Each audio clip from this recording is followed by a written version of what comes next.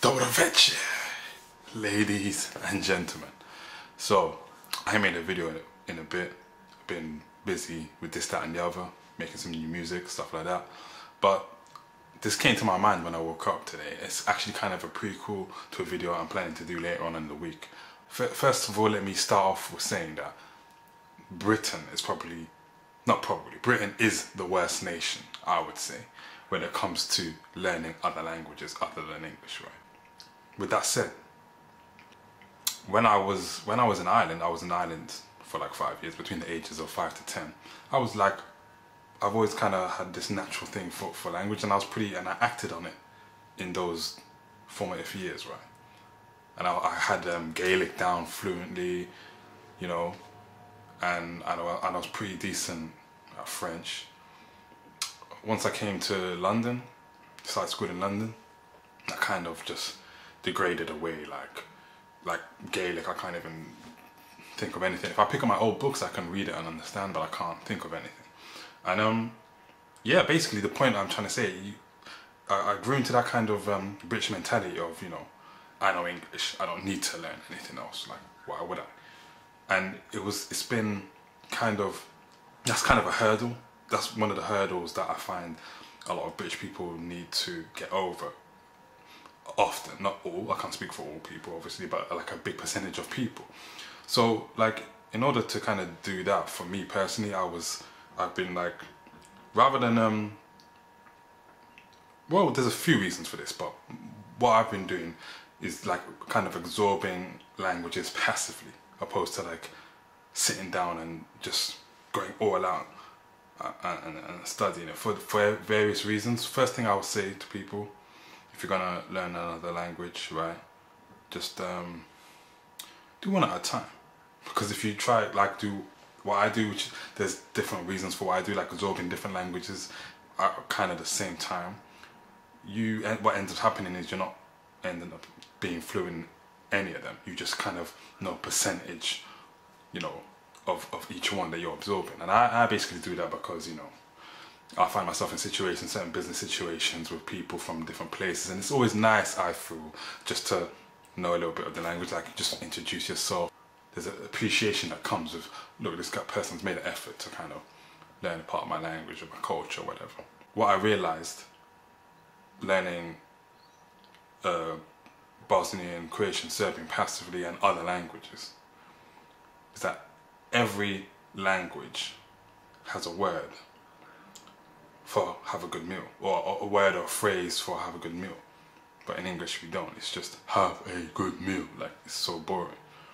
French is bon appetit. Italian is, I don't know I can't remember what Italian is, but I'm sure they have a word, right? Bosnian, Croatian, Serbian, Prijatno. And that's like, first time I heard Prijatno, I was like, wow, what a beautiful word, Prijatno. See how it just rings off the tongue, Prijatno. So it's like, yeah, Prijatno. What a word, man, beautiful. But around this time last year, I'm arriving in Zagreb. My boy Mihail meets me at the airport. Big up yourself. I turn up, he's like, is this all your stuff? I'm like, yeah, man. He's like, you got so much stuff. I'm like, man, what's this bag? What's in this bag? I gave him a bag which just had shoes. He's like, what, it's just shoes? How many shoes do you have in it? So anyway, we got on the bus. We end up where we to go, Vrapče. So those of you who know Zagreb well, yeah, I wasn't staying at the mental institution. I was just at Vrapče, okay. And so we get to Vrapče. Our good friend Lydia's there. God bless you. Hooked me up with her apartment, right? So get to the apartment building, and she said the same thing. Like, is this all your stuff? I'm like, yeah. What's this in that bag? It's just shoes. What's your shoes? What are you, a girl? Anyway. Same conversation. We get into the building, we're going up. I'm on the top floor and there's no elevator. Did I just say elevator? Used an Americanism. There's no lift, whatever. Yeah, we go. We had to go up the stairs, okay? So we go up the stairs. We get into the apartment and Lydia says, oh, I got something for you. I'm like, okay. So what have you got for me? Like, yeah, I got a surprise. She opens the bag and I'm like, what is that? Is it burek? I'm thinking it's a burek, and then she pulls it out and she's like, burek, and I'm like, hey, and I get it and I unwrap it and I'm looking at it. there's cheese in here. Nema bude sa sirom. Senates. But anyway, I'm gonna eat it, right? So I'm like, Halapono, you know, it's senator, but whatever, cool, you call it bude.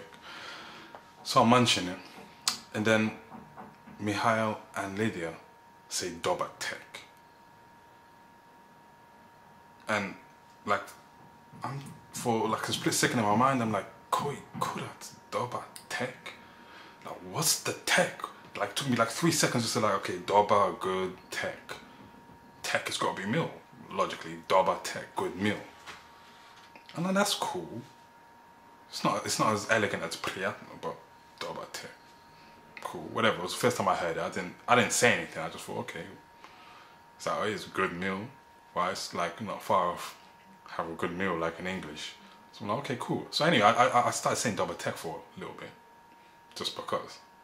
And like what, 2-3 months later, I'm in Kragujevac in this area. I'm at my friend's Katarina's house, and we're there. We're about to have a meal, and she says, "Good appetite" to me. And I'm like, got a plate. I'm like, yeah, I got good appetite. And she's like, no, good appetite. She's like, good appetite? Yeah. And I realized she's trying to say, have a good meal. And I'm like, what do you mean, have a good meal? And we're looking at each other confused. Like, I'm like, and she's like, well, it's not good appetite? I'm like, no. And so I explained what good appetite actually means. And that we don't actually say that when you're saying, have a good meal. And she's like, oh my God, I can't believe all this time I thought you say good appetite. And it's just have a good meal. I'm like, yeah, it's just have a good meal. So anyway, we were laughing about that. And I mentioned about the Dobar tek situation in Zagreb. Anyway, her brother Boris walks in. And he gets his plate or whatever. And then I say Dobar tek. Right? This might not seem funny to you, but maybe it's one of the situations you had to be there, but it's whatever, I'm going to carry on, right? And I say Dobar tek, and the confusion on his face was like, Koi kurat. And the first thing he says is, Dobar tek? What's the tek? And I'm like, and that was my exact thought the first time I heard Dobar tek. And I'm British, and my Serbian brother over here is saying the same thing, Dobar tek, what's the tek? So I explained to him, well, people saying Dobar tek to me in Zagreb before I have a good meal, so. And he's like, oh, okay, Dobar tek. And like, we was just laughing our heads off, and that became like the running joke between me and Boris. Like, when we see each other now, it's not even like Steimer, Jesse, not just Dobar tek. We replaced Dobar tek for any kind of greeting or any kind of situation. Like, we just walk up to each other in the morning, like, Dobar tek. Yeah. So anyway, the question, what I want to know is, why Dobar tek? Like, Prijatno is such a, like I said, such a beautiful word, Prijatno. Why Dobar tek? But the wider question I want to know, actually, it's not just about Dobar tek. The wider point I want to make, actually, is why is it that every time I come back to Croatia, it's like there's new words. There's always new words. And that might sound kind of hypocritical, because English, like, I think at the end of every year there's about 30 new words. But there was kind of a difference with that, with the additional English words that make it into the dictionary at the end of each calendar year. And that's with, those words are usually, well, those words are always words that are not necessarily new ways, they're not new ways of saying something. They're just, well, there are new ways of saying something, but they're not replacements for words that already exist that say something in the exact same way. For example, I believe it's the Oxford or Cambridge Dictionary, one of the dictionaries have added bounce back ability into the dictionary, which is, what manager? Come on, one football manager started saying it. Bounce back ability, yeah, my team's got a bounce back ability.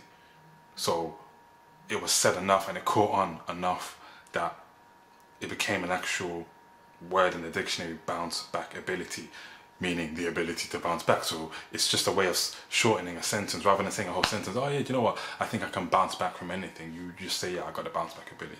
I mean, it's a stupid word, but it's just an example of what I'm talking about.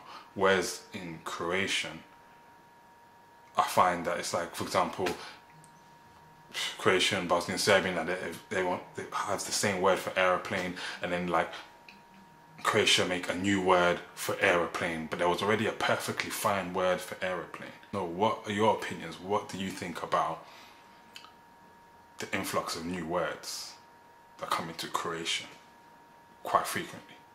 And what do you think is the reason for that? Yeah, that's it. That was a long-winded way of getting to that point, but here we go. Dobar tek, I mean. Vidimo se. Ciao.